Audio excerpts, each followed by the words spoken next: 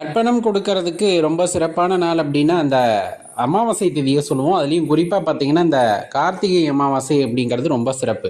உங்கள் முன்னோர்களுக்கு தர்ப்பணம் கொடுக்கணும்னு நினச்சிங்க அப்படிங்கிற பட்சத்தில் 19ஆம் தேதி அன்னைக்கு வந்துட்டு தர்ப்பணம் கொடுங்க. ரொம்ப அருமையாக இருக்கும். முன்னோர்களுடைய ஆசீர்வாதத்தை பூரணமாக நம்மளுக்கு பெற்றுத்தரும். இல்லை நம்மளுக்கு அந்த பழக்கம் இல்லை அப்படிங்கிறவங்க மத்தியானத்தில் வீட்டில் படையல் போட்டு முன்னோர்களை சாமி கும்பிடுங்க. அது ரொம்ப சிறப்பு. இல்லையா, குறைஞ்சபட்சம் அவங்கள நினச்சி விளக்கேற்றி வழிபாடு செய்யுங்க. அன்றைய தினத்தில் காகத்துக்கு சாப்பாடு வச்சுருங்க.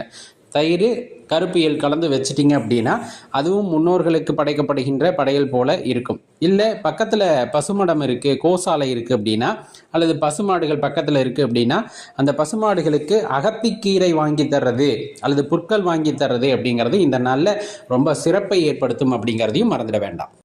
சிறப்பானதொரு திதி அப்படின்னா இந்த கார்த்திகை மாதம் வருகின்ற அமாவாசை திதி. அது நாளைய தினம் வந்துட்டு வருது.